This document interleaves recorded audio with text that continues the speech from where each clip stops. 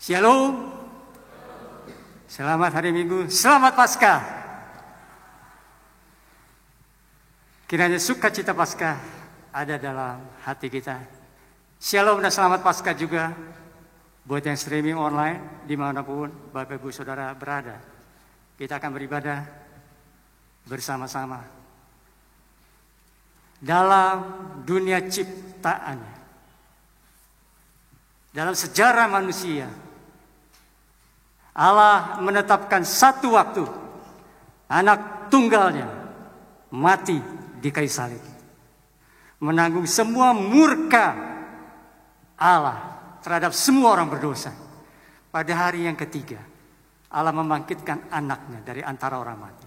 Yesus menjadi juru selamat dan Tuhan kita. Puji Tuhan. Mari kita bangkit berdiri. Kita siapkan pikiran dan hati kita untuk beribadah kepadanya. Mari kita akan memperhatikan firman Tuhan berikut ini. Puji kepada Tuhan. Syukur kepada Allah yang telah memberikan anaknya yang tunggal kepada kita.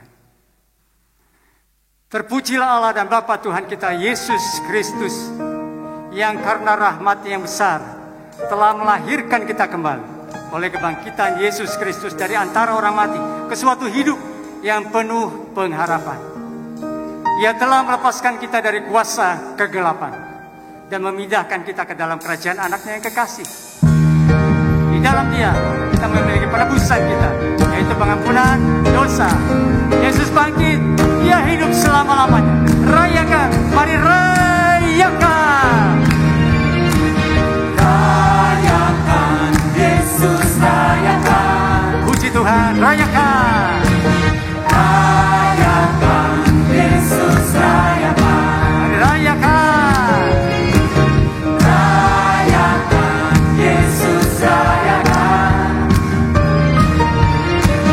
Rayakan, Yesus rayakan. Rayakan.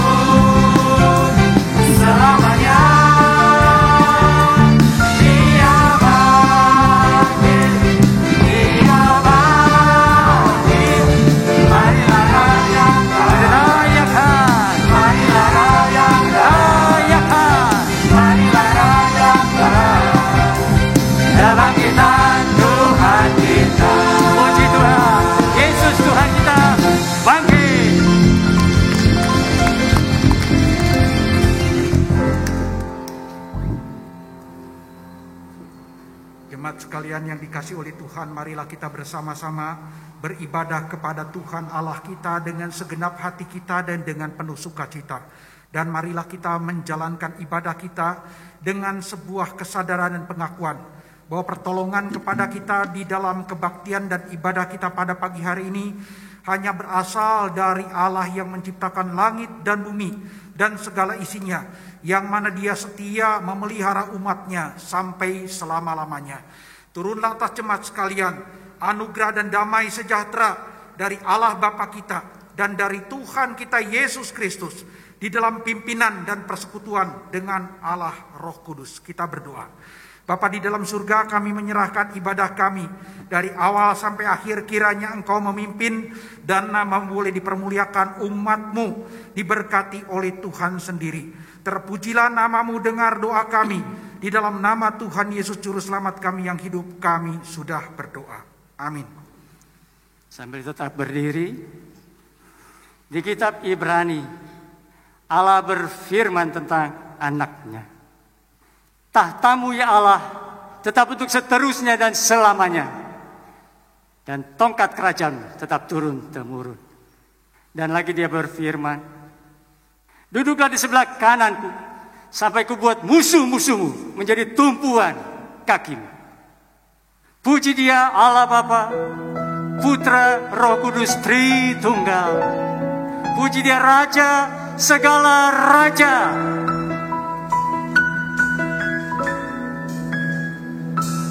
Ku menanti dalam gelap, tiada terang dan harapan. Dari surga Engkau datang, di matamu anugerah. Ku genapi nubuatan, firman lahir ke dunia. Dari tata kemuliaan, kepalungan yang hina. Puji Dia Allah Bapa, puji Dia Allah Bapa, Putra Roh Kudus Tritunggal, Allah mulia berkuasa. Puji Dia Raja segala raja. Kerajaan yang akan datang, kerajaan yang akan datang dan menyambut yang hilang.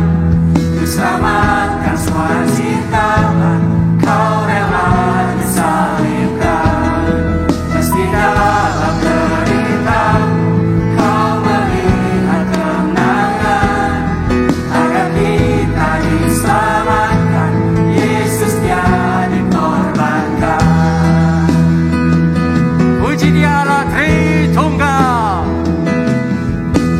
puji Dia Allah Bapa, Putra Roh Kudus Tritunggal, Allah mulia berkuasa. Puji Dia Raja segala raja. Di fajar saat Kau bangkit, fajar saat Kau bangkit, surga hening menunggu. Batu kuburmu terbuka, Kau telah kalahkan maut. Dan yang mati dibangkitkan, seluruh surga terkagum. Sebab semua yang datang pada Bapa diselamatkan. Dan Kristus lahir,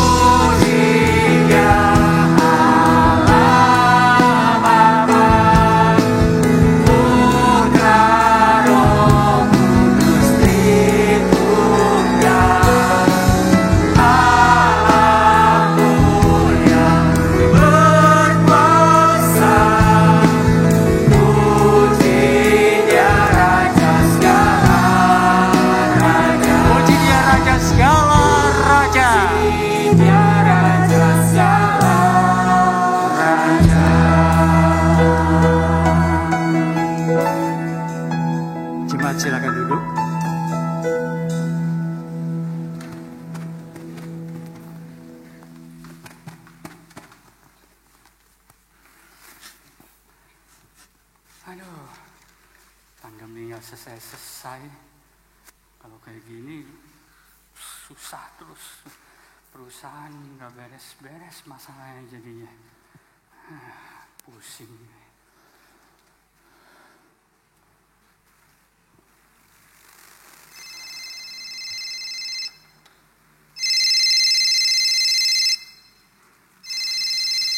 Aduh, Bu Wina lagi. Cilaka, mati. Halo Bu Wina, apa kabar Bu? Halo Pak Felix, gimana ini? Tagihan dari perusahaan Bapak sudah jatuh tempo. Dari kemarin katanya mau bayar. Saya tunggu-tunggu nggak ada kabarnya. Gimana Pak? Jangan main-main ya Pak sama saya. Tagihan Bapak ke saya itu besar sekali. Miliaran ini Pak. Aduh. Bu, kan kita semua tahu Bu ya, pandemi kan belum selesai. Customer tuh beli sedikit-sedikit, bayarnya telat-telat. Minta tolong Bu, minta kelonggaran waktu Bu, kita berusaha Bu, tapi minta kelonggaran waktu lagi Bu. Pokoknya saya nggak mau tahu ya Pak. Saya tunggu sampai bulan depan. Harus sudah ada pembayaran masuk ke saya. Kalau tidak, saya akan laporkan kebangkrutan atas perusahaan Bapak.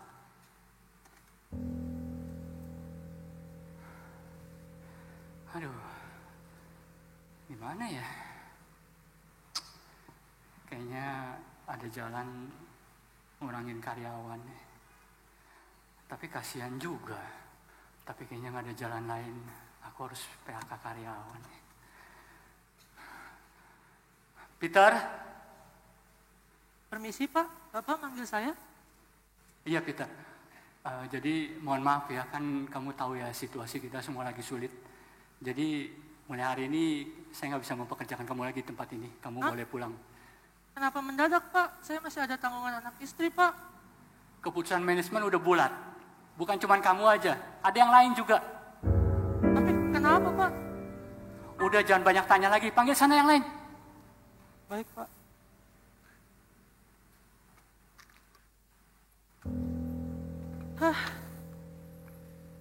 Kenapa sekarang Tuhan? Di mana aku harus mencari pekerjaan di masa pandemi seperti ini? Aku harus bagaimana Tuhan?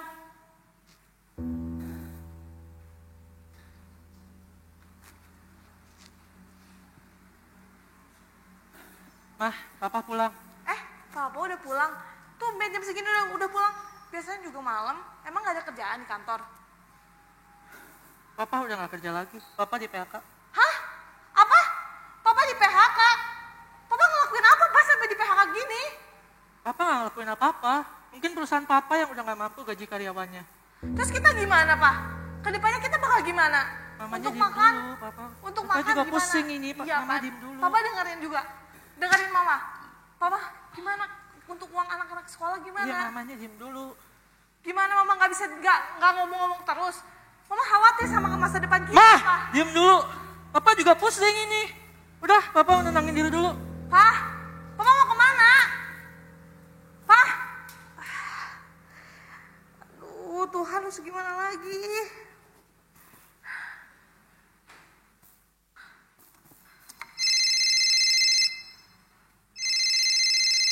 Halo? Halo, selamat malam. Dengan Ibu Clara, wali dari Ibu Stella. Selamat malam, iya benar, dengan saya sendiri. Begini Bu, sebelumnya kami minta maaf. Kami sudah melakukan yang terbaik, tetapi penyakit gula yang diderita Ibu Stella semakin parah dikarenakan virus COVID yang bersarang di tubuhnya selama 10 hari ini. Alhasil pada pukul 18.54, Bu Stella dinyatakan meninggal dunia karena COVID-19. Mohon maaf sekali Bu, jenazah juga tidak bisa dibawa pulang oleh keluarga karena harus mengikuti pemakaman dengan protokol yang diberlakukan kepada pasien COVID. Tunggu dulu suster. Saya masih kurang ngerti maksud suster. Mama saya udah gak ada? Udah meninggal gitu maksudnya? Benar Bu, kami mohon maaf atas kejadian menimpa Ibu Clara sekeluarga. Mungkin.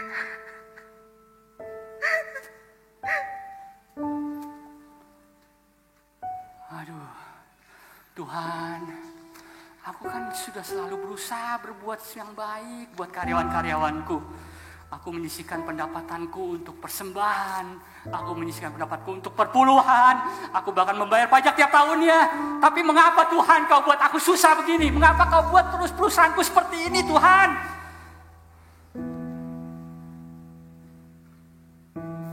Tuhan, aku sudah berusaha menjadi karyawan yang baik dan jujur di antara karyawan yang lain yang berperilaku curang. Aku sudah berusaha menjadi ayah dan suami yang baik bagi keluargaku. Tapi kenapa Tuhan? Kenapa kau ambil pekerjaanku? Kau buat hidup keluarga kami susah. Kenapa Tuhan? Tuhan, aku sudah rajin melayani Tuhan di gereja. Di tengah-tengah repotnya aku menjadi ibu rumah tangga. Merawat istri, merawat suami, merawat anak, merawat keluarga. Aku selalu mengikuti apa yang Tuhan mau. Tapi kenapa Tuhan? Kenapa Tuhan melakukan ini padaku? Kenapa? Kenapa Tuhan harus ambil ibuku? Tuhan, kenapa harus ambil pekerjaan suamiku? Kenapa Tuhan? Tuhan, harus sampai kapan begini terus Tuhan? Tuhan, aku harus bagaimana lagi Tuhan? Tuhan, maunya Tuhan apa sih Tuhan? Anakku, aku rindu mengaruniakan kasih-Ku untukmu. Semua itu karena engkau adalah anakku dan aku bapamu. Aku memberikan lebih dari yang dapat diberikan bapamu yang di dunia. Rancanganku yang diberikan kepadamu adalah hari depan yang penuh harapan. Dan aku dapat melakukan jauh lebih banyak dari yang engkau pikirkan. Akulah juga Bapa yang menghiburmu dalam segala penderitaanmu. Akulah Bapamu dan aku mengasihi engkau seperti aku mengasihi putraku Yesus. Karena di dalam Yesus kasihku kepadamu dinyatakan. Kematiannya adalah pernyataan terbesar dari kasihku untukmu. Aku menyerahkan semua yang aku sayangi supaya aku mendapat kasih-Mu. Jika engkau menerima anugerah anakku Yesus, engkau juga menerima aku. Kembalilah, dan aku akan mengadakan pesta terbesar yang pernah ada di surga. Selamanya aku adalah Bapa, dan selamanya aku tetaplah Bapa. Pertanyaanku adalah, maukah engkau percaya kepadaku? Aku menanti-nanti untukmu.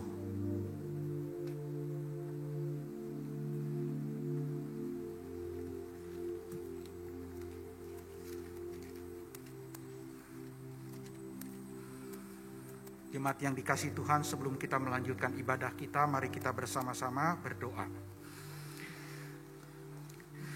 Bapa di dalam surga, biarlah drama yang baru saja kami saksikan bersama, yang merupakan gambaran dari kehidupan yang dialami oleh banyak orang, termasuk orang-orang percaya yang adalah umat-Mu dan anak-anak-Mu, itu menolong kami Tuhan, bagaimana kami di dalam kondisi yang sangat menekan ini, kami tetap bisa berharap terus kepada Tuhan, dan kami terus bersandar kepada Bapa yang kekal, yang tidak pernah memberikan yang buruk kepada anak-anak-Nya.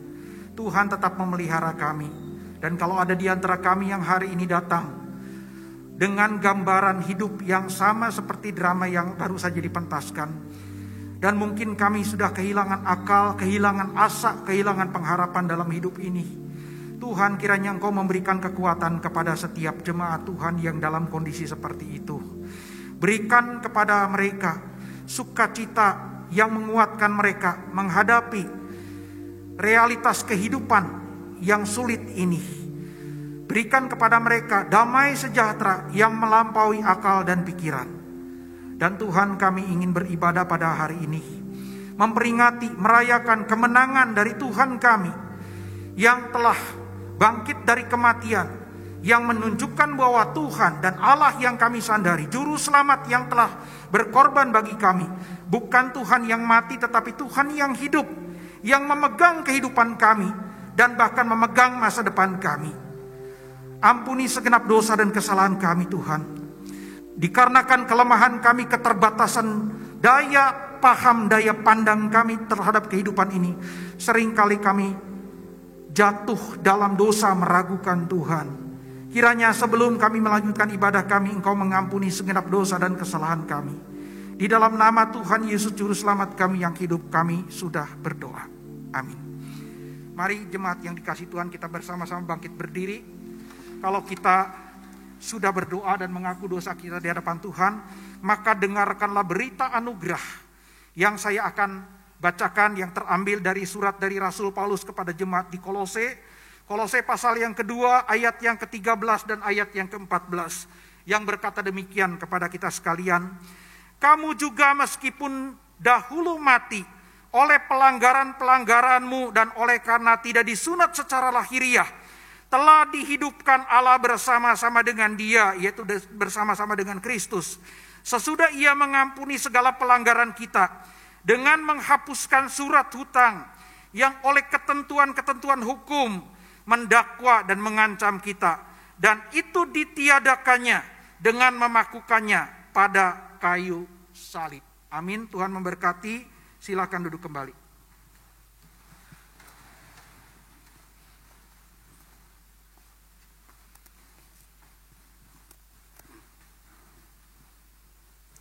Yesus Tuhan kita, Dia tinggalkan sorga mulia, datang ke dalam dunia yang gelap dan hina, dan dalam keadaan sebagai manusia, Ia telah merendahkan dirinya dan taat sampai mati, bahkan sampai mati di kayu salib. Itulah sebabnya Allah sangat meninggikan Dia dan mengaruniakan kepadanya nama di atas segala nama, supaya dalam nama Yesus bertekuk lutut segala yang ada di langit, yang ada di atas bumi, dan yang ada di bawah bumi, dan segala lidah mengaku Yesus Kristus adalah Tuhan, bagi kemuliaan Allah Bapa. Yesus, anak domba Allah, Dialah yang layak menerima segala puji, hormat, dan kemuliaan. Mari kita naikkan syukur kepada Yesus Tuhan kita. Thank you for the cross, Lord. Thank you for the price you paid, bearing all my sin and shame. In love you came and gave amazing grace. Thank you for this love, Lord. Thank you for the nail-pierced hands. Wash me in your cleansing flow. Now I know your forgiveness and embrace. Mari bangkit berdiri. Bangkit berdiri. Mulia bagi anak domba. Dia yang duduk di tahta kemuliaan. Mahkotailah dia dengan segala mahkota. Kau yang berkuasa dan berkemenangan, dipuji dan ditinggikan. Yesus, anak Allah, Dia disalibkan, Dia mati untuk kita. Layak bagi anak domba menerima segala puji, hormat, dan kemuliaan.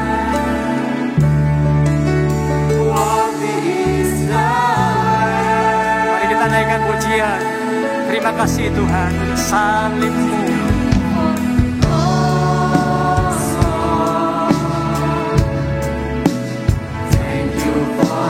Terima kasih untuk harga yang sudah Kau bayar.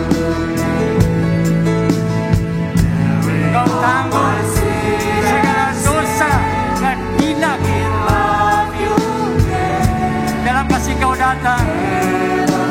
Kau berikan anugerah yang ajaib.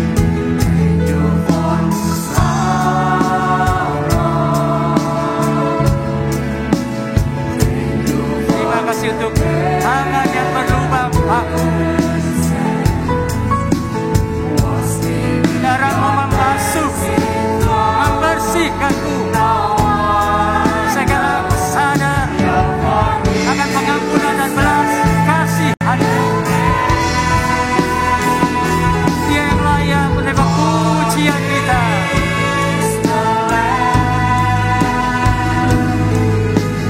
Seated on the throne, crown you now with many crowns. Your empty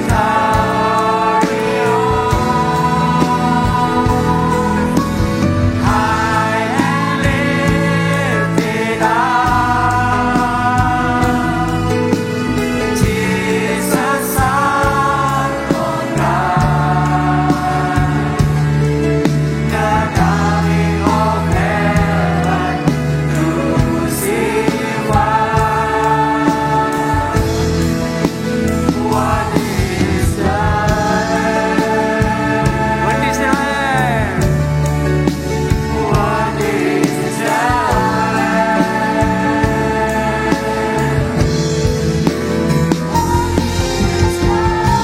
Mulia bagi anak domba Allah. What is the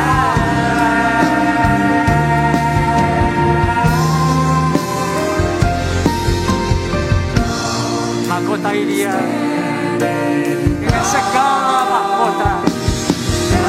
Anak domba Allah yang duduk di atas tahta.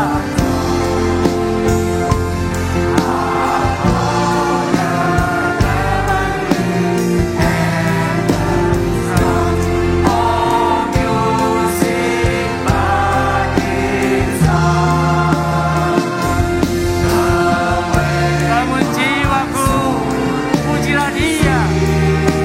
Dia yang mati dan bangkit bagi kita.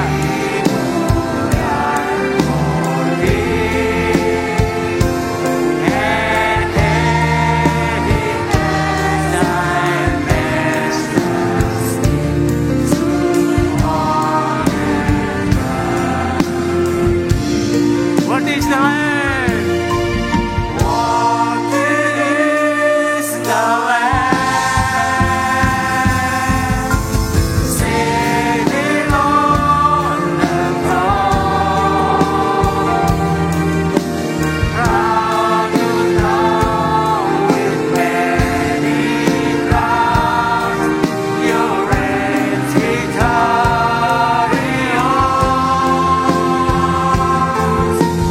high and lifted up,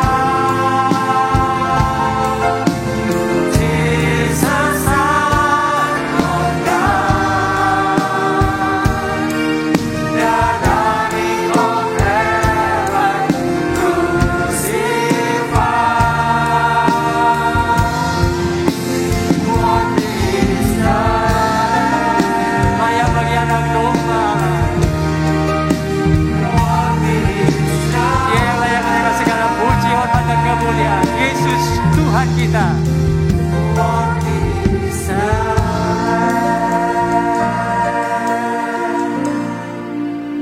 Kita akan mendengarkan pemberitaan firman Tuhan dengan tema The Amazing Love in the Resurrection of Christ yang dibawakan oleh Bapak Pendeta Antoni Nathan. Tapi sebelum itu, kita akan mendengarkan pujian paduan suara. Jemaat silakan duduk.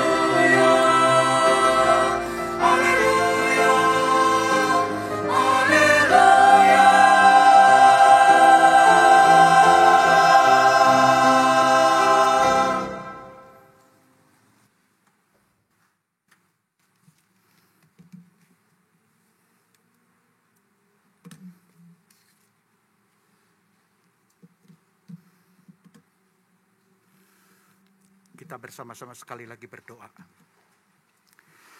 Bapa di dalam surga, kami menyerahkan untuk pemberitaan firman Tuhan pada siang hari ini ke dalam tangan pimpinan-Mu. Berilah kepada kami Tuhan pertolongan-Mu yang membuat telinga kami terbuka untuk mendengarkan kebenaran firman Tuhan. Pikiran yang dapat berkonsentrasi kepada kebenaran firman Tuhan dan dimampukan diterangi oleh Roh Kudus untuk mengerti kebenaran firman Tuhan, dan juga hati yang terbuka untuk menerima dan bersuka cita firman Tuhan boleh tertanam di dalam jiwa kami dan mengerjakan pembaruan dari dalam, pembaruan iman kami, pembaruan kasih kami, komitmen kami kepada Tuhan sendiri. Tuhan, tolong dan berkati hamba-Mu yang lemah dan hina ini, supaya apa yang sudah dia gumulkan bersama dengan Tuhan di dalam persiapannya, Engkau menolong dia dapat menyampaikannya dengan benar, dengan baik, dan berkenan di hati-Mu. Di dalam nama Tuhan Yesus Juru Selamat kami yang hidup, kami berdoa. Amin.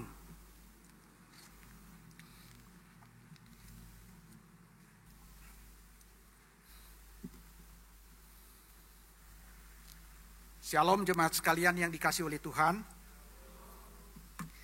Pada hari ini tema yang diberikan kepada saya adalah The Amazing Love in the Resurrection of Christ. Temanya itu ya, The Amazing Love in the Resurrection of Christ. Kasih yang ajaib di dalam kebangkitan Kristus. Tetapi saya memberikan judulnya yang agak mirip tetapi yang sedikit juga berbeda, tapi maksudnya sama ya. Saya lebih spesifik, The Amazing Love of Jesus Christ. The Amazing Love of the Lord Jesus. Jadi kasih dari Tuhan Yesus, kasih dari Yesus Kristus yang ajaib. Di mana? In His resurrection. Through His resurrection. Di dalam dan melalui kebangkitannya. Ya. Kita bersama-sama akan membuka beberapa bagian firman Tuhan. Sebetulnya khotbah saya didasarkan kepada satu ayat saja. Matius pasal 28 ayat yang ke-10. Satu ayat saja saudara.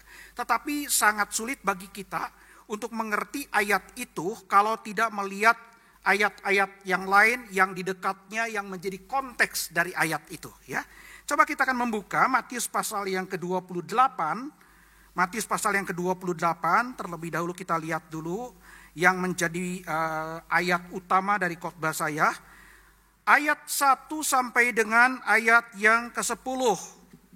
Matius pasal yang ke-28 ayat 1 sampai dengan ayat yang ke-10. Saya tidak akan membacakan seluruhnya ya, saya akan lompat-lompat. Dikatakan demikian oleh firman Tuhan yang tertulis oleh Matius. Setelah hari Sabat lewat, menjelang menyingsingnya fajar pada hari pertama minggu itu, pergilah Maria Magdalena dan Maria yang lain. Jadi seakan-akan di sini dua, sebetulnya ada 3 orang kalau dalam catatan Injil yang lain. Pergilah Maria Magdalena dan Maria yang lain menengok kubur itu. Maka terjadilah gempa bumi yang hebat, sebab seorang malaikat Tuhan turun dari langit dan datang ke batu itu dan menggulingkannya lalu duduk di atasnya. Wajahnya bagaikan kilat dan pakaiannya putih bagaikan salju. Kemudian ayat yang kelima. Akan tetapi malaikat itu berkata kepada perempuan-perempuan itu, janganlah kamu takut sebab aku tahu kamu mencari Yesus yang disalibkan itu. Ia tidak ada di sini, sebab ia telah bangkit sama seperti yang telah dikatakannya. Mari lihatlah tempat ia berbaring. Kemudian ayat yang ke-8. Maka mereka segera pergi dari kubur itu. Tadi datang ke kubur, sekarang mereka pergi dari kubur ya. Mereka segera pergi dari kubur itu dengan takut dan dengan sukacita yang besar dan berlari cepat-cepat untuk memberitahukannya kepada murid-murid Yesus. Tiba-tiba Yesus berjumpa atau bertemu dengan mereka dan berkata, "Salam bagimu." Mereka mendekatinya dan memeluk kakinya serta menyembahnya. Ayat 10 perhatikan.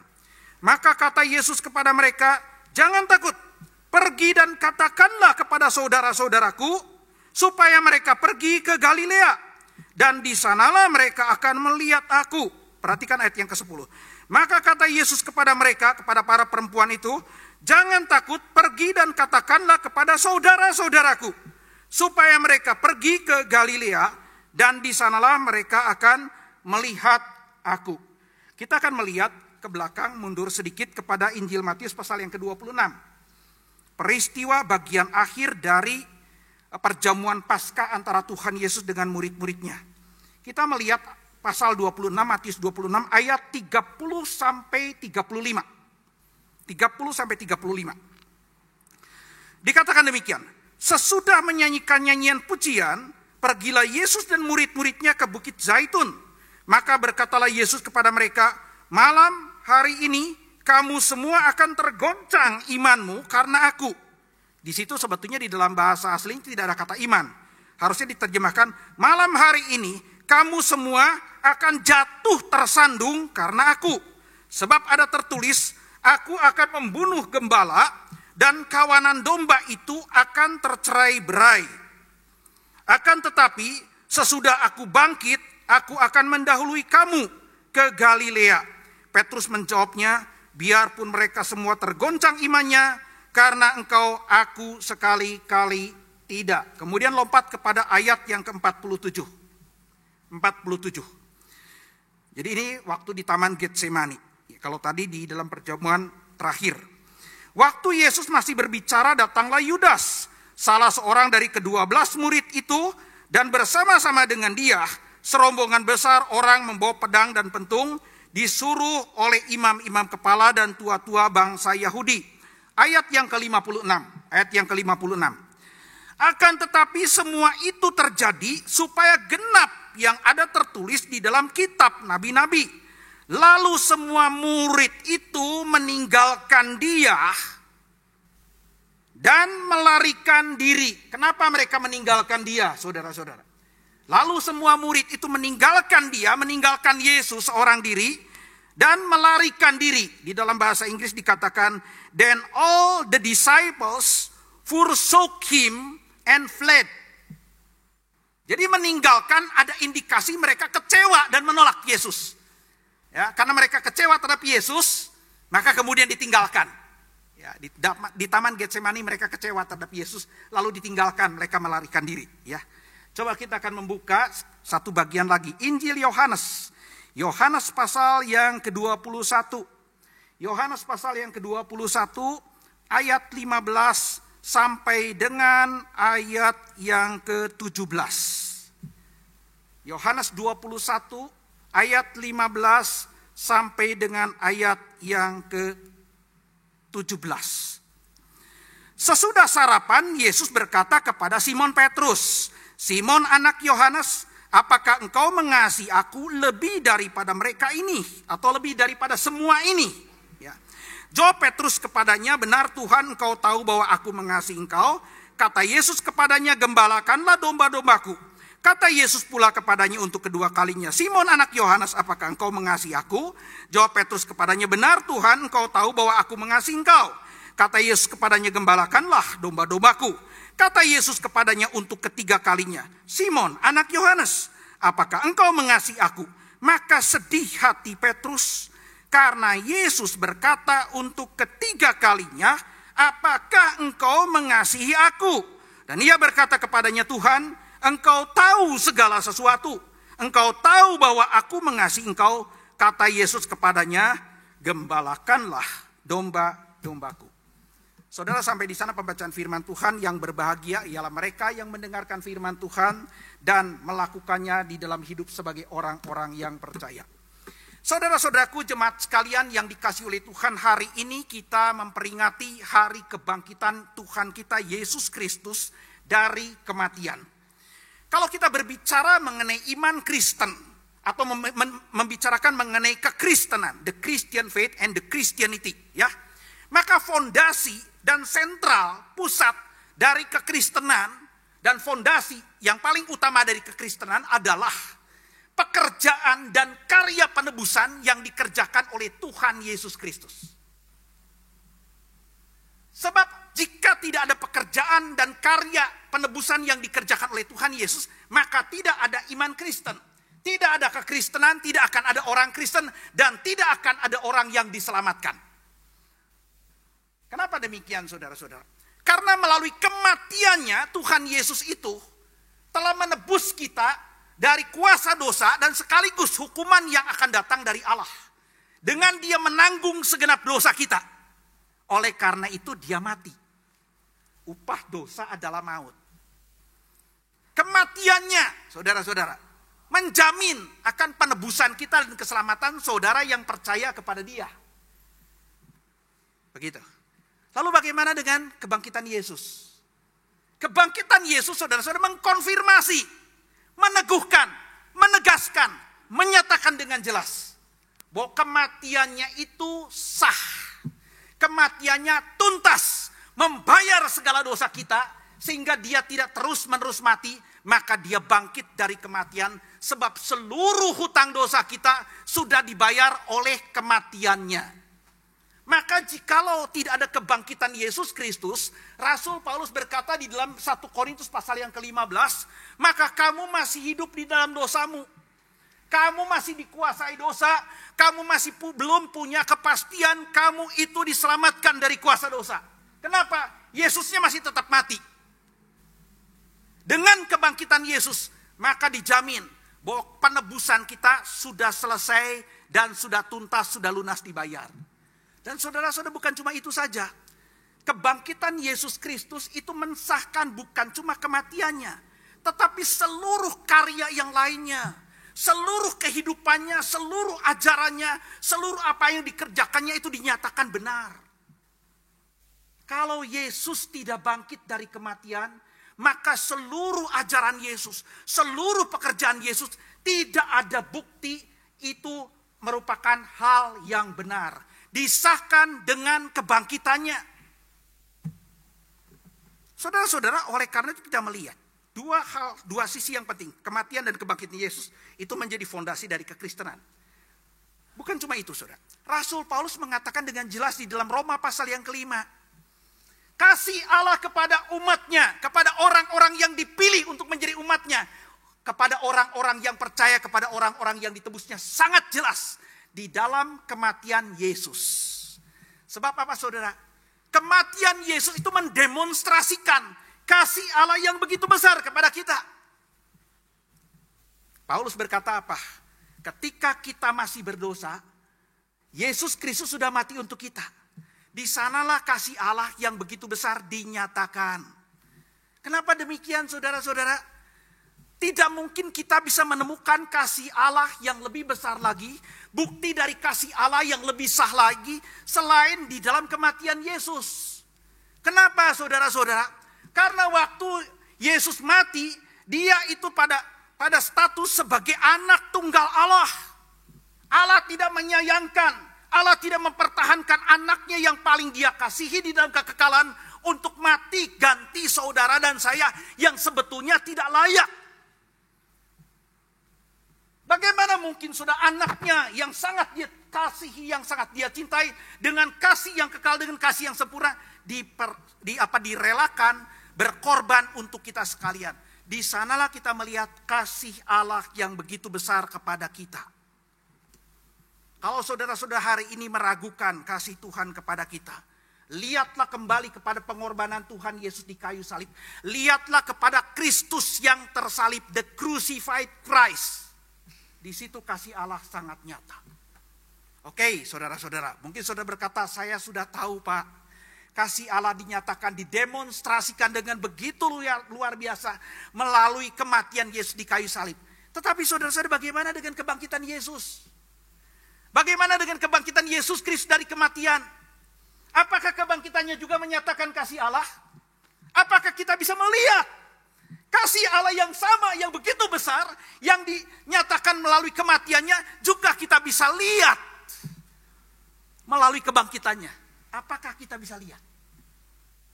Hari ini kita melihat, saudara-saudara, dari teks-teks Alkitab yang tadi kita baca, khususnya Matius pasal yang ke-28 ayat 10, kita melihat kebenaran ini. Inilah yang menjadi pokok utama dari khotbah saya. Ya, saudara-saudara, bukan cuma di dalam kematian Yesus kita bisa melihat kasih Allah yang sempurna yang begitu besar kepada kita. Tapi bahkan melalui dan di dalam kebangkitan Yesus, kita melihat kasih Allah, kasih Bapa, kasih Tuhan Yesus kepada semua orang yang ditebusnya, kepada saudara dan saya, itu terlihat jelas di di dalam dan melalui kebangkitan Yesus dari kematian. Kebangkitan Yesus dari kematian juga memperlihatkan, mendemonstrasikan kasih-Nya yang begitu besar kepada umat-Nya, kepada orang-orang percaya. Mungkin saudara berkata, ya bagi Bapa jelas, bagi kami jelas di mana. Sehingga pertanyaannya, saudara-saudara, pertanyaannya, bagaimanakah halnya dengan kebangkitan Yesus? Di dalam hal apakah kebangkitan Yesus Kristus dikatakan? Menjelaskan betapa kasih Allah, kasih Yesus kepada umatnya. Di dalam hal apa? Maka hari ini saudara-saudara, untuk menjelaskan pokok utama khotbah saya tadi, bahwa kebangkitan Yesus Kristus pun menjelaskan kasih Yesus, kasih Bapa kepada umatnya. Ada dua pokok yang saya akan paparkan kepada saudara untuk menjelaskan kebenaran tadi, untuk menjelaskan pokok utama tadi. Yang pertama kita lihat saudara, poin yang pertama. Kebangkitan Yesus Kristus menyatakan bahwa status rohani, status keselamatan, identitas kita sebagai orang Kristen tidak akan pernah berubah. Tidak akan pernah bisa hilang. Sekalipun kalau satu kali kita gagal, kita jatuh, status rohani kita, status keselamatan dan identitas rohani kita tidak akan pernah bisa hilang. Matius pasal 28 ayat yang ke-10 menjelaskannya. Di mana Pak menjelaskannya? Kok Bapak bisa mengatakan begitu? Nanti saya jelaskan. Oke saudara, kita bandingkan dulu ya. Bandingkan dulu status relasi kita, status di dalam relasi kita dengan orang lain di dalam dunia ini. Kalau bicara status itu apa saudara? Status itu menentukan identitas. Identitas ditentukan oleh status. Status itu posisi kita. Posisi dalam relasi. Misalnya begini saudara. Di dalam dunia ini kita lihat. Setiap identitas itu terpengaruh oleh status. Dan status bisa diubah. Status bisa berubah. Status bisa hilang. Oleh karena sebuah relasi yang tidak harmonis. Sebuah kegagalan. Sebuah kekecewaan bisa rusak saudara. Apapun di dalam dunia ini. Misalnya relasi orang tua anak. Orang tua anak. Relasi yang paling kuat di dalam dunia ini. Bisa hilang gak? Bisa. Bukankah kita lihat di dalam media yang kita sering kali lihat. Ya, media cetak, media elektronik, media TV dan lain sebagainya. Ada orang tua yang mengatakan putus hubungan dengan anak kandungnya. Bisa putus hubungan, artinya apa? Identitas si anak tidak diakui lagi. Kenapa? Relasinya rusak. Terjadi kegagalan di situ di dalam hal relasi. Anak juga tidak mengakui orang tuanya. Bisa, saudara-saudara. Bisa berubah.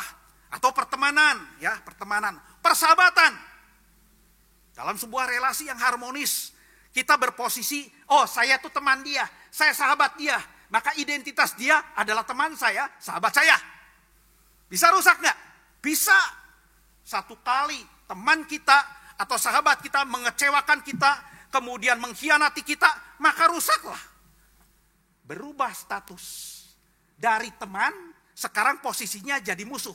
Identitasnya juga berubah. Dia bukan teman saya, dulu pernah teman. Dia bukan sahabat saya, dulu pernah sahabat. Sekarang dia musuh saya. Berubah. Bisa hilang karena kegagalan, karena kejatuhan. Apakah hal yang demikian juga bisa terjadi kepada orang-orang percaya? Di dalam statusnya sebagai orang percaya, di dalam statusnya sebagai umat Allah, di dalam identitasnya yang baru sebagai umat Allah, ketika kita gagal. Bisa nggak? Hari ini kita melihat saudara-saudara. Ternyata tidak. Puji Tuhan tidak. Status rohani kita yang menjadi status keselamatan kita di dalam Kristus tidak bisa hilang, tidak bisa berubah karena kegagalan kita sebagai murid-muridnya. Dari mana Pak? Bapak tahu. Coba kita lihat saudara kembali lagi. Ya. Tuhan Yesus pada waktu berjumpa the risen Christ, ya. Tuhan Yesus yang sudah bangkit itu berjumpa dengan perempuan-perempuan yang datang ke kuburnya. Maka kemudian mereka menyembah Tuhan Yesus. Lalu apa yang dikatakan oleh Tuhan Yesus? Jangan takut, pergilah. Ya, pergilah kepada murid-muridku. Pada waktu menyapa murid-muridnya. Dia berkata apa? Tell my brothers. dalam bahasa Inggris dikatakan, tell brothers of me, my brethren dalam bahasa Inggris yang lama. Memakai kata bahasa Yunani itu adelphos, dari kata adelphos, brother. Katakan, murid-muridnya dikatakan, tell my brothers. Menyapa, masih menyapa. Identitas murid-muridnya sebagai my brothers, the brothers of me. Saudara, padahal siapa murid-muridnya? Dalam keadaan apa mereka? Apa yang baru saja mereka lakukan sebelumnya? Matius pasal yang ke-26 menjelaskan. Mereka kecewa terhadap Yesus waktu di Taman Getsemani. Mereka berpikir waktu Yesus disantroni, dikepung dengan pasukan, mau dianiaya. Mereka berpikir Yesus akan memperagakan, memperlihatkan kuasanya. Mereka yakin. Kenapa? Yohanes pasal yang ke-19 menjelaskan, saudara-saudara.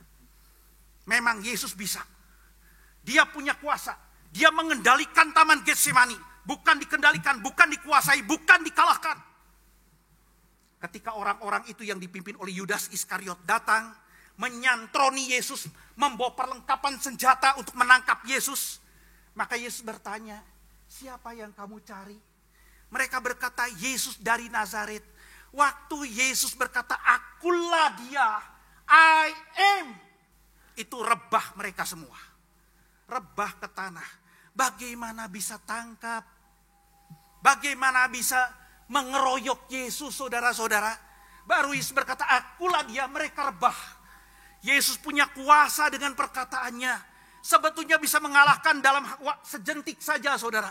Begitu mudah. Murid-murid waktu itu percaya. Tapi ternyata tidak. Yesus justru memberikan tangannya untuk dibelenggu. Memberikan dirinya untuk ditangkap. Dan kemudian Yesus diseret. Maka di situ dikatakan Yesus pada waktu itu murid-murid sangat kecewa. Di luar dugaan mereka. Maka dikatakan apa? Yesus, murid-muridnya kecewa terhadap Yesus. Maka kemudian mereka meninggalkan dia.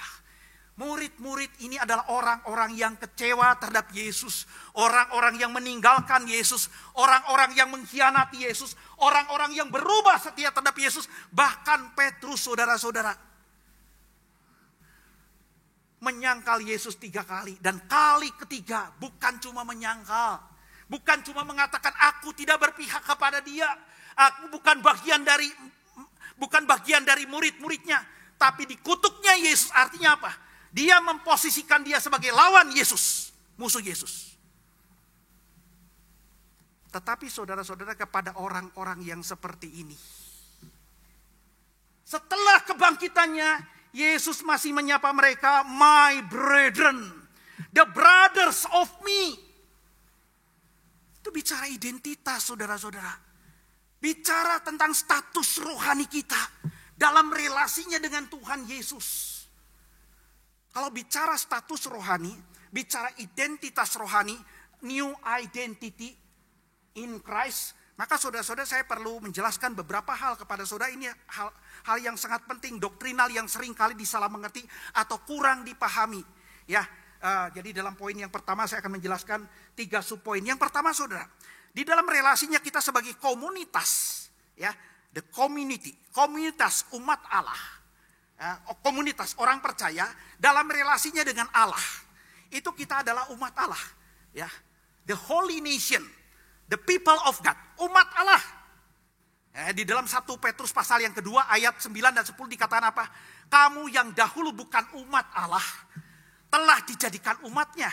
Kamu yang dahulu tidak mengenal belas kasihan, telah memperoleh belas kasihan dari Allah. Dikasihi Allah, memperoleh belas kasihan Allah, dan dijadikan umatnya. Nah, di dalam relasi antara Allah sebagai komunitas dengan umatnya, ya, kita dengan Allah sebagai komunitas, kita dengan Allah, maka kita disebut sebagai umat Allah. Dan kita menyebut Allah itu sebagai Tuhan. Tuhan kita. Maka dalam doa kita menyebut Tuhan adalah apa? Menyebut Allah adalah Tuhan kita. Ya Tuhan, ya Allah, ya Allah, ya Tuhan dalam doa kita. Tapi sekaligus saudara-saudara menjelaskan, kalau kita dalam relasi antara Tuhan dengan umatnya, maka Allah itu adalah Tuhan kita, maka kita sekalian semua orang percaya adalah hamba-hamba Allah, servants of God, hamba Allah. Jadi yang disebut hamba Allah atau hamba Tuhan bukan cuma orang-orang yang menjadi pendeta atau menjadi penginjil. Para pendeta dan para penginjil hamba Allah dalam pengertian yang khusus, spesifik. Dalam arti yang luas, kita sekalian semuanya adalah hamba-hamba Allah. Sebab jikalau tidak, kalau cuma pendeta dan penginjil hamba Allah, saudara hamba apa? Hamba siapa? Hamba Tuhan, hamba Allah. Kita hamba Allah, kita hamba Tuhan. Oke, itu ya identitas yang pertama. Masih agak general. Yang kedua, kita lebih spesifik lagi. Dalam identitas kita, status kita, dalam relasi dengan pribadi yang pertama. The first person, ya, pribadi yang pertama di dalam ketritunggalan. Yaitu apa? God the Father, Allah Bapa. Allah Bapa. Saudara-saudara yang dikasihi Tuhan, dalam relasi dengan Allah Bapa, di dalam iman kepada Yesus Kristus, maka kita menjadi anak-anak Allah. Anak-anak Allah, children of God. Atau bahkan Rasul Paulus menjelaskan, kita disebut sebagai sons of God. Anak-anak lelaki Allah. Maksudnya apa saudara? Karena di dalam konteks orang Romawi, Paulus memakai bahasa orang Romawi pada waktu itu, dalam kebudayaan Romawi, anak-anak lelaki itu punya status yang lebih tinggi dari anak-anak perempuan. Sehingga ada profesor yang mengatakan nanti di surga sana semua jadi lelaki. Karena disebutnya sons of God. Bukan saudara-saudara. Bukan artinya bicara gender. Tapi bicara apa saudara? Bicara status. Kalau kita berada di dalam Kristus, dalam relasi dengan Allah Bapa, God the Father, pribadi yang pertama, maka semua kita punya status yang sama derajatnya. Sebagai anak-anak yang utama seperti anak-anak yang lelaki. Maka di dalam doa kita dalam relasi dengan Allah sebagai Bapa, kita sebagai anaknya, kita menyebut Allah apa saudara? Bapa. Allah adalah Bapa kita. Ya, Bapa kami yang di surga. Ya. Dikuduskanlah namamu. Bapa kami, Bapa kita. Kita menyebut Allah Bapa.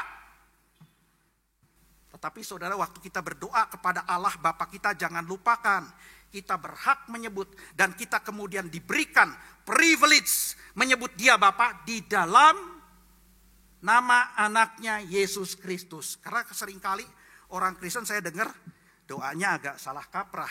Doa, ya Bapa, ya Tuhan kami, bla bla bla bla, amin. Kaget saudara. Di dalam nama Yesus. Itu adalah pengakuan iman. Bagi saya penting. The confession of faith.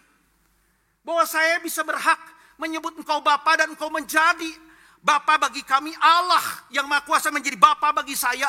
Orang yang berdosa, yang tidak layak ini di dalam Yesus Kristus. Itu pengakuan. Penting. Berdoa di dalam nama Yesus. Di dalam nama Kristus Yesus. Atau di dalam nama Yesus Kristus sama. Tuh. Yang ketiga, kita lihat. Dalam relasi dengan pribadi yang kedua. Allah anak. Ya, God the Son. Yaitu Yesus Kristus. Maka saudara, siapa kita? Siapa kita? Mengapa Yesus menyebut murid-muridnya? My brethren. The brothers of me. Ya memang betul saudara-saudara. Kalau kita membaca di dalam Roma pasal yang ke-8. Rasul Paulus menjelaskan. Kita itu semua yang ada di dalam Kristus adalah anak-anak Allah. Yang akan menerima segala warisan yang Allah berikan bersama-sama dengan Kristus. Dan di dalam kekekalan sebelumnya, Allah menetapkan kita untuk menjadi serupa dengan anaknya Yesus Kristus. Supaya ia anaknya itu menjadi yang sulung, the firstborn. Menjadi yang sulung di antara banyak saudara. Jadi dalam relasi dengan pribadi yang pertama, kita anak, dia Bapa. Dalam relasi dengan yang kedua, layakkah kita menyebut Yesus Bapa? Tidak.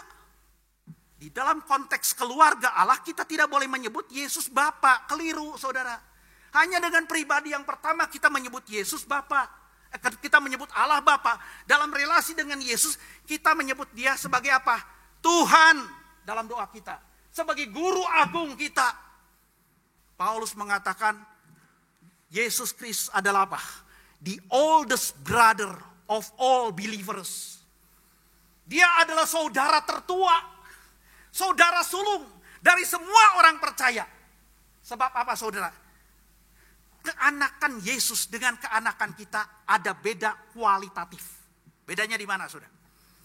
Yesus menjadi anak Allah dalam relasinya dengan Bapa dari sejak kekekalan. Dari sejak kekekalan. Dia anak Allah dari sejak kekekalan. Tidak ada awalnya. Tapi saudara adalah menjadi anak Allah. Kita sekalian menjadi anak Allah kapan? Ada awalnya. Yaitu ketika kita percaya. Ketika kita mengaku Yesus sebagai Tuhan. Di sanalah kita diangkat, diadopsi menjadi anak Allah. Ada awalnya saudara-saudara. Maka kita tidak boleh lagi menyebut Yesus sebagai Bapa. Kenapa? Banyak orang Kristen salah kaprah. Ya kan, ada satu nyanyian pujian. Ya biasanya nyanyian kontemporer ya. Itu judulnya Yesus Kekuatanku. Saya senang dengan lagu itu, dengan musik-musiknya saudara. Karena apa? Menyentuh hati ya. Menyentuh hati sekali ya. Yesus Kekuatanku. Ya, refrainnya berkata begini. Ku sembah kau Allahku. Bagus ya. Ya Yesus betul Allah. Maka kita menyembah Yesus. Ku sembah kau Allahku. Tapi kalimat yang kedua, Bapa dan sahabatku. Yesus bukan Bapa, dia betul sahabat. Karena Yesus mengatakan sendiri kepada murid-muridnya, engkau adalah sahabat-sahabatku. Tapi dia bukan Bapa, dia pribadi yang berbeda dengan Bapa. Dia Tuhan kita. Harusnya Tuhan dan sahabatku. Betul saudara-saudara. Ya, nah kita lihat saudara-saudara, relasi ini, status ini, identitas ini, ternyata seluruh identitas antara kita dengan Allah, antara kita dengan Bapa, antara kita dengan Yesus, identitas yang kita warisi sejak kita berada di dalam keselamatan, tidak akan pernah bisa hilang, tidak akan pernah bisa berubah karena kegagalan kita. Di mana kita tahu saudara? Kebangkitan Yesus Kristus memperlihatkannya. Yesus setelah kebangkitannya, sekalipun mungkin secara manusia dikecewakan oleh murid-muridnya, ditinggalkan oleh murid-muridnya, tapi masih menyapa murid-muridnya, the brothers of me, my brethren. Kenapa demikian? Apa sebabnya saudara-saudara? Karena kita tahu sudah di dalam Injil Yohanes pasal yang ke-10. Karena kasih Allah yang begitu besar. Kasih Tuhan Yesus yang begitu besar. Kepada seluruh orang yang menjadi murid-muridnya. Maka dia memberikan hidup yang kekal kepada murid-muridnya. Yang mana kemudian dia memastikan seluruh murid-muridnya tidak akan binasa sampai selama-lamanya. Kasih Allah itu tidak dapat digagalkan. Tidak dapat dihancurkan. Tidak dapat dihentikan oleh karena kegagalan saudara dan saya. Saudara, satu kali kita sekalian yang benar-benar percaya kepada Yesus bisa gagal, bisa jatuh. Tapi percayalah, di dalam kebangkitan Yesus sudah dinyatakan kasih Allah kepada kita tidak akan pernah berubah. Kita tetap menjadi saudara-saudara dari Yesus. Kita tetap menjadi anak Allah. Itu sangat jelas. Beberapa tahun yang lalu ya, atau 1 tahun yang lalu. Ini saya sudah pernah ceritakan ya. Ada seorang artis yang tergabung dalam kelompok JKT48 ya. Itu saya lupa namanya. Itu satu kali dapat penghargaan, dia orang Kristen. Dapat penghargaan. Lalu di dalam penghargaan, setelah mendapatkan penghargaan, sebagai orang Kristen dia bersyukur di tengah-tengah orang lain. Dia berkata apa? Terima kasih Abang Gondrong. Dia bersyukur kepada Tuhan Yesus dan menyebutnya apa? Abang Gondrong. Kemudian menjadi rame kan, menjadi viral. Oh kok begitu menyebut Tuhan Yesus. Lalu kemudian ada orang berkata apa? Di dalam kepolosannya, di dalam keluguannya, di dalam ketulusannya, dia menyebut Yesus sebagai saudara yang tertua dari dia. Dan dia berterima kasih untuk Yesus yang menjadi saudara sekaligus menjadi Tuhan dalam hidupnya. Ya, itu yang pertama. Yang kedua, Yang kedua, yang terakhir. Di mana kita bisa melihat di dalam kebangkitan Yesus Kristus akan kasih daripada Allah, kasih Tuhan Yesus Kristus yang tidak dapat dipatahkan oleh apapun. Kita lihat saudara, kebangkitan Yesus Kristus menyatakan dengan sangat jelas, memperlihatkan dengan sangat jelas bahwa Tuhan di dalam segala kemungkinan gagal umatnya, kemungkinan gagal muridnya, selalu menyediakan pengampunan. Pengampunan yang bahkan seringkali mendahului pertobatan. Pengampunan dan pemulihan dari segala kegagalan Tuhan sediakan. Bukan cuma status kita yang tidak akan berubah. Kalau kita gagal pun, Tuhan sediakan pengampunan, Tuhan sediakan pemulihan untuk kita. Mungkin sudah berkata, di mana Pak saya bisa dapati? Kok Bapak bisa mengatakan begitu? Lanjut kembali saudara. Kita lihat Matius pasal 28 ayat yang ke-10. Di sana dikatakan apa saudara? Tuhan Yesus bukan hanya berpesan kepada para perempuan itu berkata kepada murid-muridnya. Dikatakan apa saudara? Katakanlah kepada saudara-saudaraku supaya mereka pergi ke Galilea. Supaya mereka pergi ke Galilea. Supaya mereka pergi ke Galilea. Dan di sanalah mereka akan berjumpa kembali dengan aku. Pergi ke Galilea. Kenapa pergi ke Galilea? Yesus sudah menunggu mereka di Galilea. Dan ini sebelumnya dinubuatkan oleh Tuhan Yesus. Di dalam percakapan sebelum Tuhan Yesus ditangkap di Taman Getsemani. Di akhir dari perjamuan Paskah. Tuhan Yesus mengatakan apa? Malam hari ini kamu semua akan terguncang. Jatuh. Gagal. Tetapi sesudah aku bangkit, aku akan mendahului kamu ke Galilea. Ke Galilea, ke Galilea, ke Galilea. Ada apa dengan Galilea?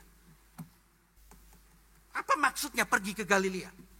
Yesus akan mendahului setelah kebangkitannya pergi. Mendahului murid-murid ke Galilea. Murid-murid sesudah kebangkitannya disuruh pergi ke Galilea. Ada apa di Galilea? Saudara-saudara, Galilea lah tempat pertama murid-murid bertemu dengan Yesus. Di Galilea tempat pertama Yesus memanggil murid-muridnya untuk menjadi murid-muridnya, untuk melayani bersama-sama dengan Yesus, untuk kemudian bersama-sama dengan Yesus melayani selama 3,5 tahun. Dimulai dari Galilea, Tuhan Yesus memanggil mereka untuk menjadi apa? Penjala manusia. Galilea. Sudah waktu Yesus bangkit, itu bangkitan di kota Yerusalem, ya dekat kota Yerusalem seperti itu. Dan Yerusalem atau dekat Bukit Golgota itu adalah di provinsi Yudea. Bagian selatan kalau di peta Palestina, provinsi selatan Yudea. Ada kota Yerusalem, Bukit Golgota di sebelahnya. Lalu ada kuburan Yesus di dekat situ. Mereka kemudian para perempuan itu ketemu di Yesus di situ. Di Yudea. Galilea di mana? Di utara. Dari Galilea akan ke Yudea harus melewati satu provinsi namanya Samaria. Mereka harus kembali ke Galilea, bertemu dengan Yesus. Yesus akan mendahului mereka ke Galilea. Di Galilea lah saudara-saudara kita tahu. Di pantai Danau Galilea. Danau Galilea seringkali disebut juga Danau Tiberias. Danau Genesaret sama saudara-saudara. Di tepi danau pantai Galilea. Petrus dipulihkan. Petrus diampuni. Direstorasi. Lalu di Bukit Galilea. Di pantai Danau Galilea. Di Bukit Galilea.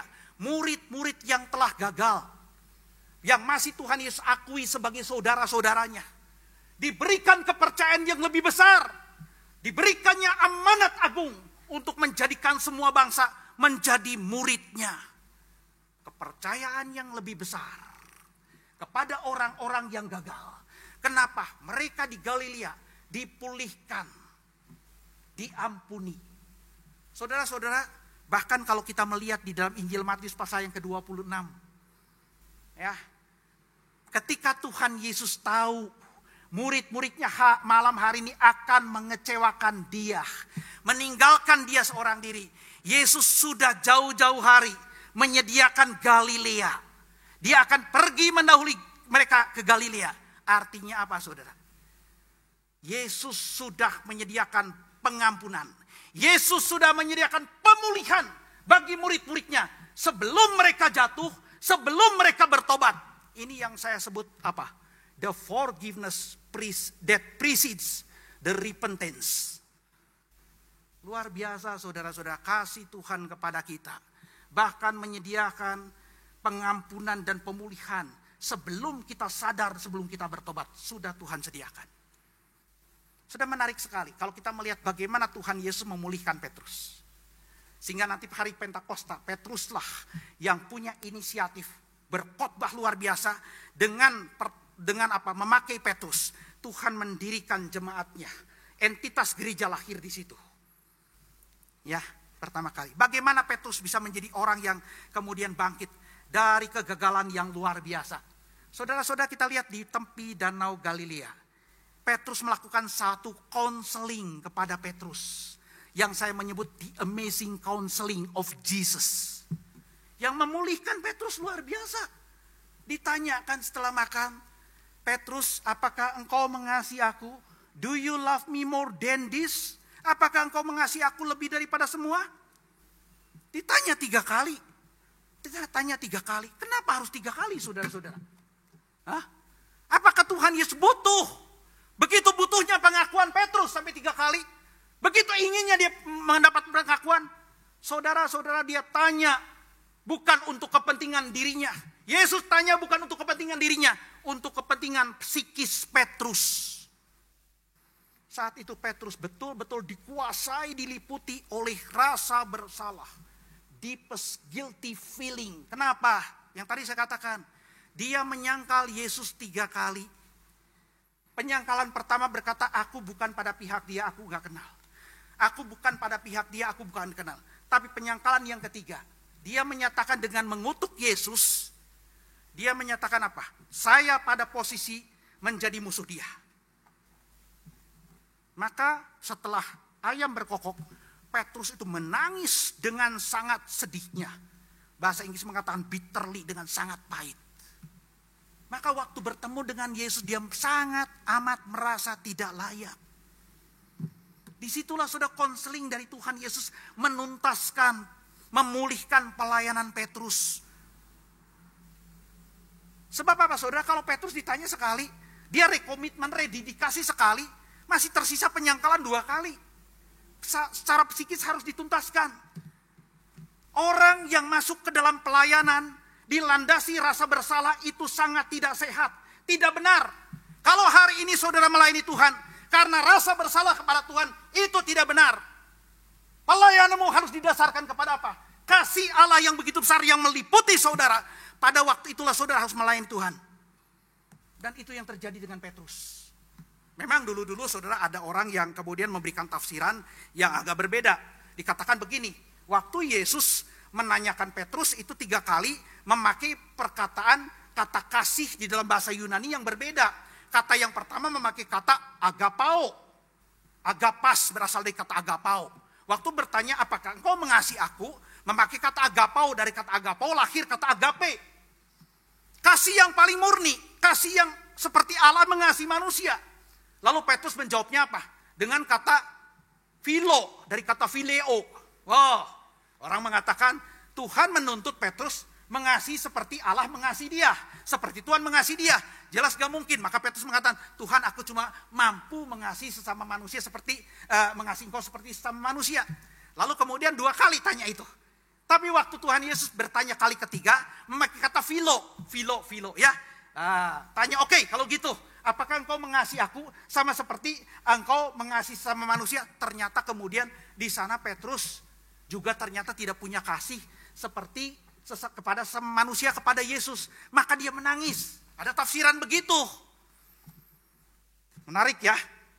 Tapi ternyata penelitian, penafsiran Alkitab yang berikutnya berkembang. Di dalam Injil Yohanes, apalagi konteksnya, Yohanes pasal 21, kata agapao dan kata phileo dipakai bertukar-tukaran, tidak punya pengertian yang berbeda, sama. Yang jadi masalah bukan itu. Yang menjadi masalah adalah apa? Seperti tadi saya katakan, psikis Petrus yang sudah jatuh begitu dalam, dipulihkan, direstorasi, supaya waktu dia masuk ke dalam pelayanan, dipulihkan pelayanannya, tapi pelayanannya tidak dilandasi lagi rasa bersalah.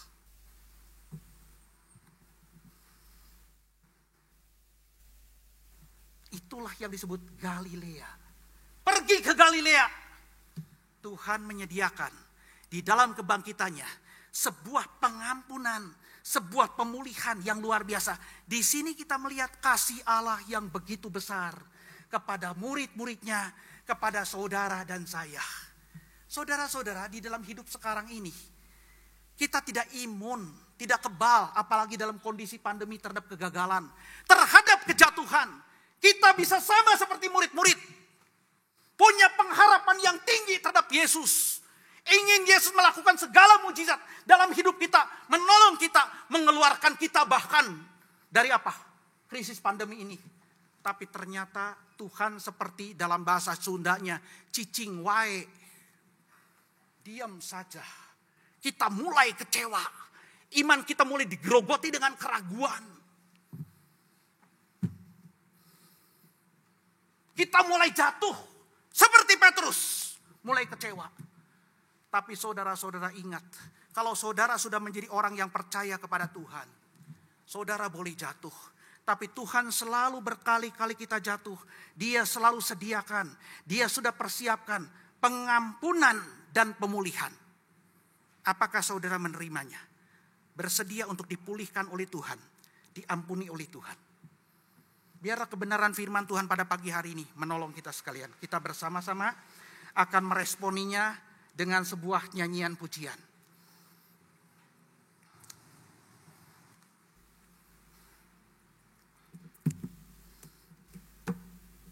Satu nyanyian pujian yang lama, ya. Kita akan nyanyikan bersama. Tuhan yang bangkit, yang memulihkan hidup kita. Dialah yang memegang kita, menyatakan Tuhan yang hidup, yang menguasai hari esok kita, memegang masa depan kita. Yesus namanya, sebab Dia hidup. Kita nyanyikan 2 kali, kali yang kedua kita bangkit berdiri.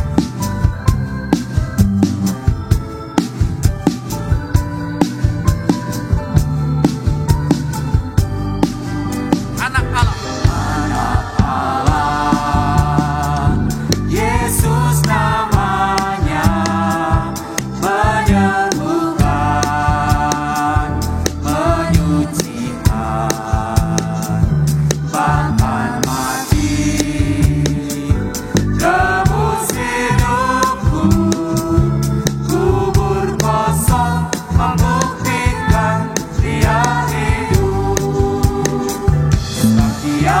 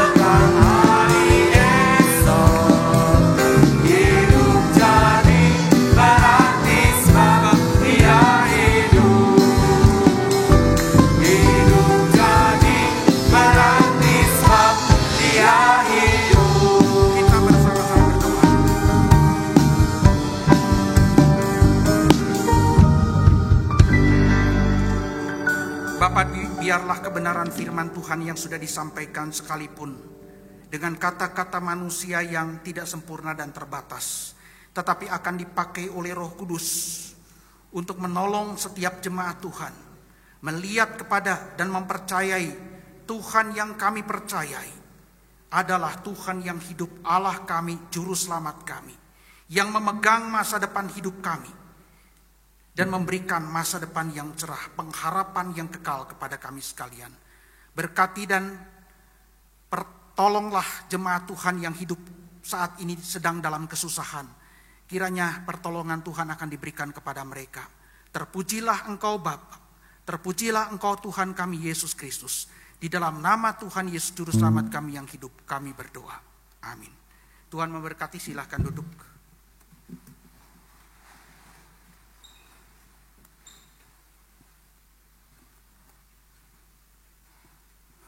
Bersyukur kita sudah mendengarkan firman Tuhan. Allah Bapa kita memiliki anak satu-satunya yang Dia punya, yang Dia sangat kasihi. Dia berikan untuk kita, mati, bangkit untuk kita, supaya kita yang percaya padanya menjadi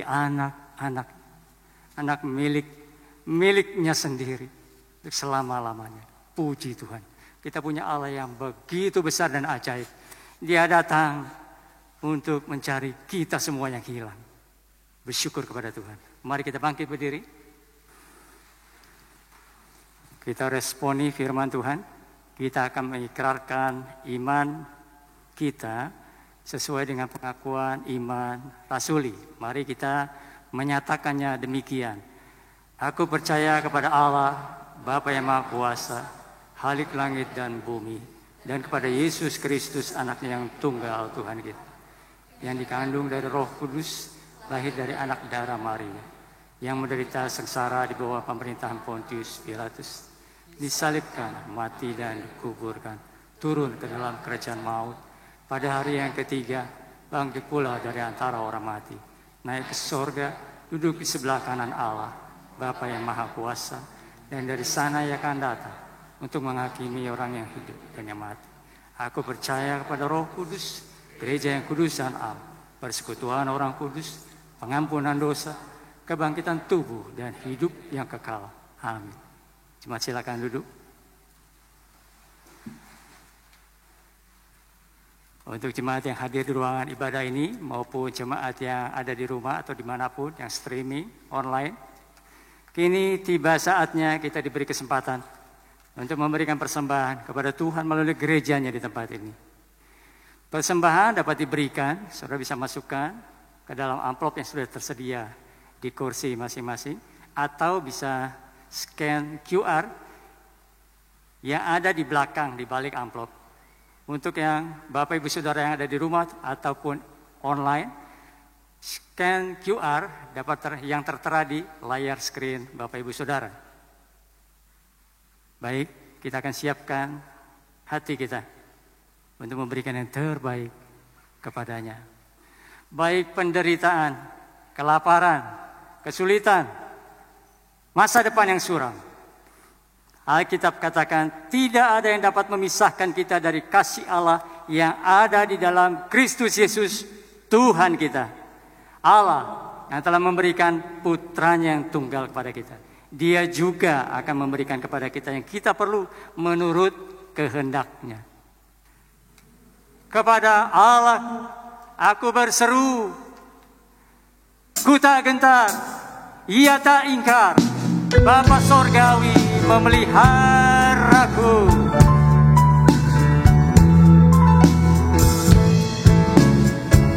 Kita naikkan pujian ini kepadanya yang aku berharap, di daratan atau laut yang gelap. Setiap saat ku berharap Bapa Sorgawi memeliharaku. Aku berharap pada Tuhanku hingga raya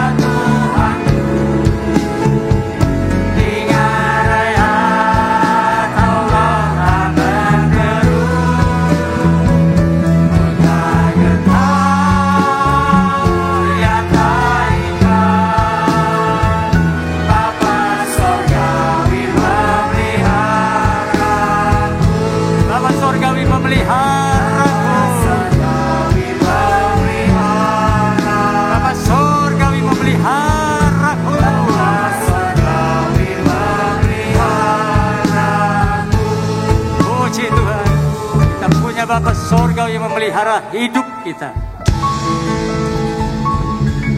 Kita tunduk kepala, kita berdoa. Bapa di sorga, Engkau yang senantiasa memelihara hidup kami. Sekalipun kami tidak setia, seringkali jatuh dan mengecewakan, Engkau tetap setia memelihara hidup kami dan memanggil kami untuk kembali. Tuhan, terima kasih atas hari ini. Kami boleh diingatkan kembali, disadarkan kembali. Engkau telah memberikan yang terbaik, anak Tunggal-Mu Yesus Kristus mati dan bangkit bagi kami. Sehingga kami boleh punya masa depan. Hidup di dalam kasih-Mu. Bapa, terima kasih atas berkat-berkat yang Kau berikan dalam suka dan duka hidup kami. Terima kasih untuk yang sudah terkumpul ini. Biarlah ini dipakai untuk menjadi kemuliaan bagi nama Tuhan di rumah-Mu dan bagi banyak orang di sekitar. Tuhan berkati juga untuk kami semua, saudara-saudara kami yang masih mengalami kesulitan, penderitaan, sakit, penyakit, tidak ada kerjaan. Tuhan kuatkan, hibur. Iman mereka dikuatkan. Firman Tuhan menguatkan. Roh Kudus Tuhan menghibur. Terima kasih ya Bapa. Hanya di dalam nama Yesus, Tuhan dan Juru Selamat kami berdoa. Amin. Di penghujung ibadah kita, segala puji, hormat, dan kemuliaan kita kembalikan kepada Dia. Karena segala sesuatu dari Dia, oleh Dia, dan kepada Dia. Puji, hormat, kemuliaan bagi Allah Bapa, Putra, dan Roh Kudus.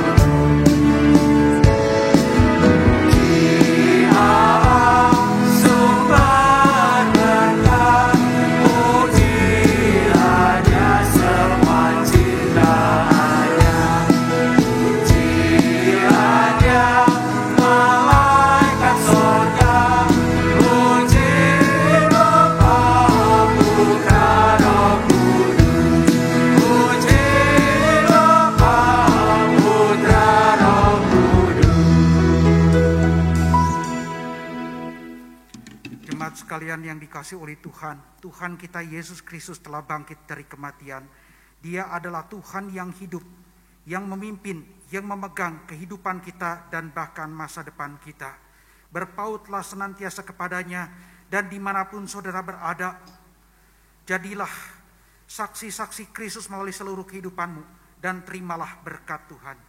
Kasih yang begitu besar dan sempurna serta berlimpah-limpah dari Allah Bapa kita di dalam karya dari Tuhan kita Yesus Kristus yang telah menebus, menyelamatkan kita dengan keselamatan yang kekal, serta pimpinan, pertolongan, karya pengudusan yang terus bekerja di dalam diri kita, di dalam pendampingan oleh Roh Kudus yang menguatkan kita, senantiasa menyertai saudara dan saudari sekalian, sampai Tuhan kita Yesus Kristus datang kembali, bahkan sampai selama-lamanya. Amin.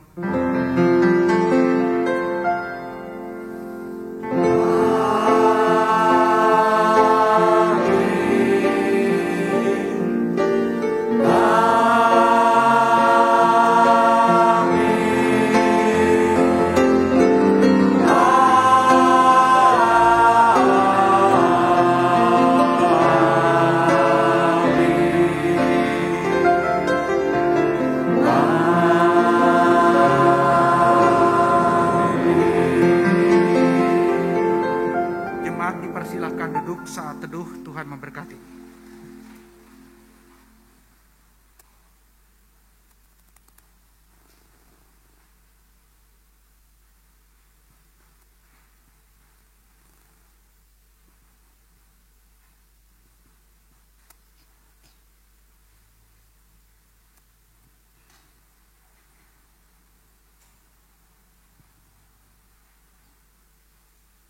Saya akan membacakan 2 warta. Yang pertama, ibadah Paskah Anak hari ini pukul 4 sore, onsite dan online via Zoom. Dengan tema Yesus benar-benar bangkit, pengkhotbah oleh Bapak Evangelis Ivan Setiawan. Bapak Ibu Saudara yang memiliki anak-anak, dihimbau untuk mengajak untuk merayakan Paskah bersama sore nanti. Kemudian yang kedua, berita duka cita, telah berpulang ke rumah Bapa di sorga, Ibu Li Fu Jung, 78 tahun, pada hari Sabtu 9 April. Beliau adalah mama dari Bapak Min Han Sung dan mama mertua dari Ibu Odelia Kesuma. Almarhumah telah dikremasi pada hari Senin 11 April di Krematorium Cikadut. Segenap hamba Tuhan, majelis dan jemaat GKI Mosana mengucapkan turut berduka cita, kiranya Tuhan memberikan kekuatan dan penghiburan kepada keluarga yang ditinggalkan. Ibadah selesai. Selamat Paskah, Tuhan Yesus memberkati.